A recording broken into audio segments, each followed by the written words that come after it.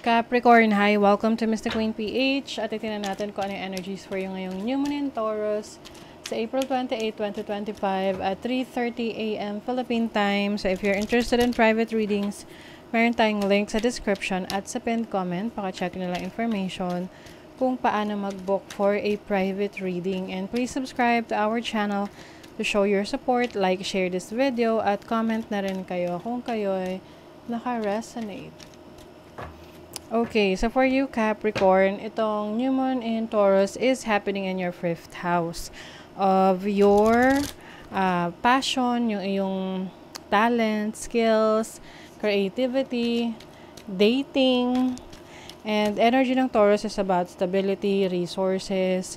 So, some of you, pwedeng mas magiging stable ang dating life ninyo, Capricorn. If you are in a relationship with someone, maaring you will get into a serious commitment with this person. Okay?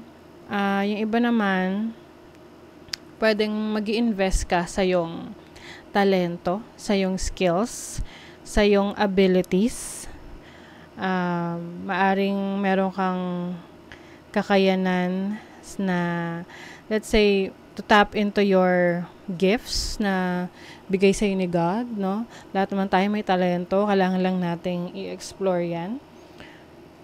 Meron tong challenging aspect sa yung 8th house, which is intimacy. So, some of you, Capricorn, possible, no, magkaroon ng pregnancy rito if you are sexually active, whether you are in a committed relationship or not. So, kung kayo ay ready na, then congrats, go ahead, go for it. Kasi maaring merong malaking chance na magkaroon kayo ng baby around this time. Pero kung di pa kayo ready, be careful, no? Mag-ingat. Okay, baka magkaroon ng unexpected baby. And then, some of you naman, pwedeng meron kayong some sort of investment na papasukin.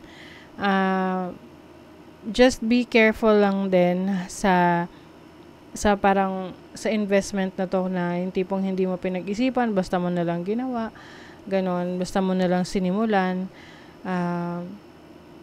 Maari ring parang game changer sa inyo, parang life-changing moment. With the 2nd house here, this is about your assets, your possessions, material possessions. Pwede kasing meron kang ibibenta na pag-aari mo na malaki ang halaga nun. Let's say, lupa, bahay, sasakyan, to start your own business. Okay?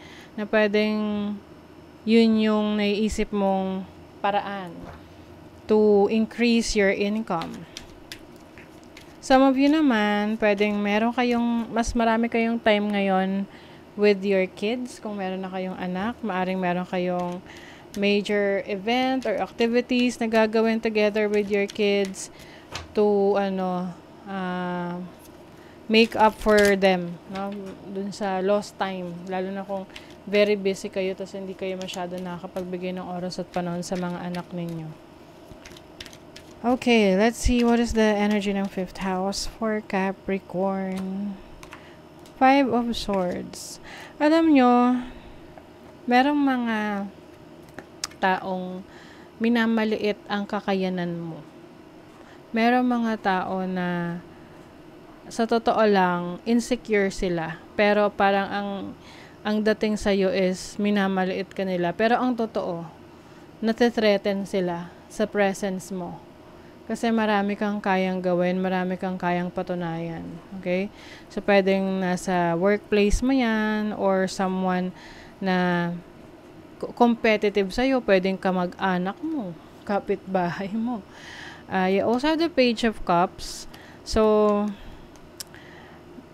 energy rin kasi to ng bata, no? So, pwedeng it's either may baby na coming in, may bagong baby na coming in, or time with your kids. I also see someone here na meron kang gagawin para sa anak mo tapos hindi ma-appreciate ng anak mo yon, na pwedeng maging issue or parang mag-cause ng conflict sa relationship ninyo. 8th house energy, 9 of wands.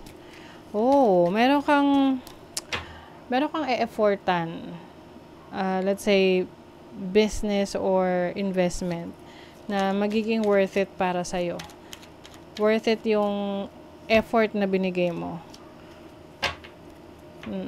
You have the 6 of cups. This is about love. This is about trust, compassion.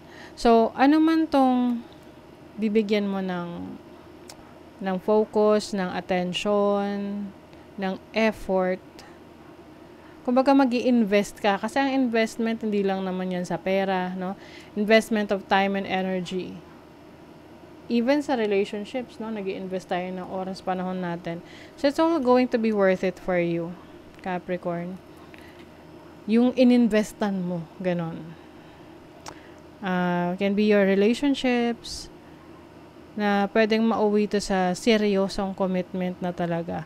Lalo na if you're just, dating for fun, and then eventually you realize na you want a partner na merong stability, and maaring pareho nyo ma-realize yan na, okay, it's time to get serious, no? Maging seryoso na.